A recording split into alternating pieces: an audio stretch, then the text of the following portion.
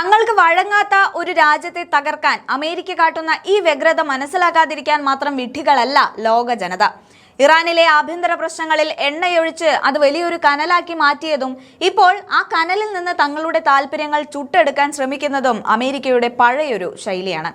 എന്നാൽ സിംഹത്തിന്റെ മടയിൽ ചെന്ന് പോരാടാൻ ഇറങ്ങുന്ന ട്രംപ് ഭരണകൂടത്തിന് ഒരു കാര്യം മറന്നുപോയിരിക്കുന്നു.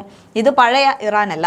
2026 ജനുവരിയിലെ ഈ ദിവസം പുറത്തു വരുന്ന വാർത്തകൾ തികച്ചും ആശങ്കാജനകമാണ്.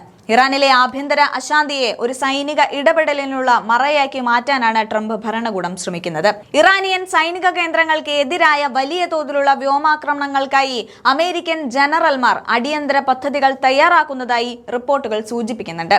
ഇസ്ലാമിക് റിപ്പബ്ലിക് രാജ്യവ്യാപകമായി അശാന്തിയുടെ 3ാം ആഴ്ചയിലേക്ക് കടക്കുമ്പോൾ തങ്ങൾ സഹായിക്കാൻ തയ്യാറാണെന്നും തടഞ്ഞു കിടക്കുകയാണെന്നും തന്റെ ട്രൂത്ത് സോഷ്യൽ പ്ലാറ്റ്ഫോമിലൂടെ ട്രംപ് വീമ്പ് പറയുന്നുണ്ട്. എന്നാൽ ഈ സഹായം വെറും ഒരു പ്രഹസനമാണെന്ന് ലോകത്തിന് നന്നായി അറിയാം. 2025 ഡിസംബറിൽ ആരംഭിച്ച സാമ്പത്തിക പ്രതിസന്ധികൾക്ക് പിന്നിൽ ദശകങ്ങളായി അമേരിക്ക അടിച്ചേൽപ്പിച്ച ഉപരോധങ്ങളാണെന്ന സത്യം ട്രംപ് മറച്ചുപിടിക്കുന്നു. ഇറാന്റെ കറൻസി മൂല്യം ഇടിഞ്ഞതും പണപ്പെരുപ്പം കുതിച്ചുയർന്നതും ആസൂത്രിതമായ ഈ സാമ്പത്തിക യുദ്ധത്തിന്റെ ഫലമായിരുന്നു. വൈറ്റ് ഹൌസിനുള്ളിലെ ചർച്ചകൾ പ്രകാരം കരസേനയെ ഇറക്കാതെ തന്നെ ഇറാന്റെ നട്ടലൊടിക്കാനാണ് നീക്കം. വേദനിക്കുന്നിടത്ത് അവരെ അടിക്കുക എന്ന ക്രൂരമായ തന്ത്രമാണ് അമേരിക്ക മെനയുന്നത്.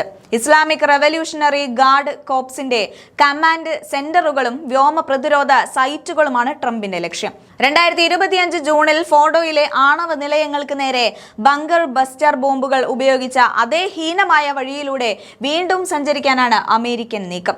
മനുഷ്യാവകാശങ്ങളുടെ പേര് പറഞ്ഞ് ഒരു രാജ്യത്തിന്റെ പരമാധികാരത്തെ വെല്ലുവിളിക്കുന്നത് അമേരിക്കയുടെ ചതിയൻ ചെന്നായയുടെ ചോര കുടിയൻ നയത്തിന്റെ ഏറ്റവും പുതിയ ഉദാഹരണമാണ്. 65 പേർ കൊല്ലപ്പെട്ടുവെന്ന കണക്കുകൾ ഉയർത്തിപ്പിടിച്ച് ഇറാന്റെ ആകാശത്ത് അമേരിക്കൻ ബോംബറുകൾ പറക്കുമ്പോൾ അത് സമാധാനത്തിനായല്ല, മറിച്ച് തങ്ങളുടെ ഇന്ധന താല്പര്യങ്ങൾ സംരക്ഷിക്കാനാണ് എന്ന് ലോകം എന്നേ തിരിച്ചറിഞ്ഞു കഴിഞ്ഞിട്ടുള്ളതാണ്. ഈ ഭീഷണികൾക്ക് മുന്നിൽ തല കുനിക്കാൻ ഇറാൻ തയ്യാറല്ല. പരമോന്നത നേതാവ് ആയത്തുള്ള അലി ഖമേനി നേരിട്ട് അമേരിക്കയെ വെല്ലുവിളിച്ചു കഴിഞ്ഞു. ഇറാനികളുടെ രക്തം പുരണ്ട കൈകളാണ് അമേരിക്കയുടേതെന്നും കലാപമുണ്ടാക്കി രാജ്യത്തെ തകർക്കാൻ നോക്കുന്നവർക്ക് കടുത്ത ശിക്ഷ നൽകുമെന്നും ഇറാൻ വ്യക്തമാക്കുന്നുണ്ട്. സജീവമായ സൈനിക ആസൂത്രണത്തിലേക്ക് അമേരിക്ക കടക്കുമ്പോൾ തങ്ങളുടെ ഓരോ തരി മണ്ണും സംരക്ഷിക്കാൻ ഇറാനിയൻ ജനത സജ്ജമാണ്.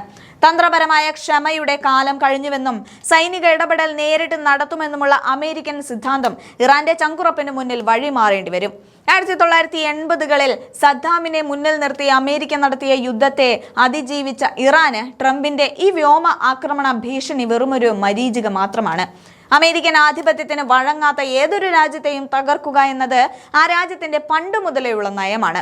എന്നാൽ ഇറാൻ എന്ന പടക്കുതിരയ്ക്ക് മൂക്കുകയറിട്ട് കളം പിടിക്കാനും ലോകത്തെ വിറപ്പിക്കാനും സാധിക്കുക എന്നത് ഇത്രയും കാലമായി ഒരു രാജ്യത്തിനും സാധിക്കാത്ത കാര്യമാണ്. ഇന്ന് ട്രംപ് വിരിക്കുന്ന ഈ യുദ്ധവലയിൽ ഇറാൻ കുടുങ്ങുമെന്ന് കരുതുന്നവർക്ക് തെറ്റി. ആകാശത്ത് ബോംബറുകൾ വിട്ടതുകൊണ്ട് ഒരു ജനതയുടെ ആത്മാഭിമാനത്തെ തകർക്കാൻ കഴിയില്ല.